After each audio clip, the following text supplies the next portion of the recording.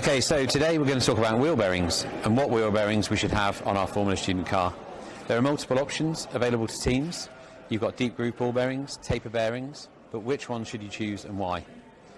What we really want to know from you is the loads going through your suspension system, as this will define the loads on your bearings and will also influence your choice. There are other things that may influence your choice, such as availability, cost, and how familiar the team is with setting up a particular bearing system.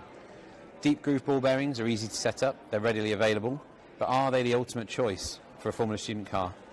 Taper roller bearings are designed for axial and radial load, but they're more difficult to set up and perhaps more costly. So what bearings should you choose for your Formula Student car? Ultimately, as a design judge, I'm not too fussed about what bearings you choose for your car, just why you've chosen the ones you've chosen.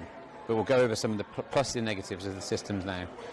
So, deep groove ball bearings, a very good choice for a Formula Student car, but you must check that they've got sufficient axial capacity to cope with the loads you're expecting them to see. They're easy to install, easy to service, and relatively cheap. Now, taper bearing is much higher load capacity, they're more difficult to set up, less readily available, and they tend to be more expensive. They're very easy to service, however. So we would suggest that a Formula Student car is ideally suited to deep groove ball bearings, but you must be able to prove to us that they're sufficiently sized to cope with the loads you're expecting them to take.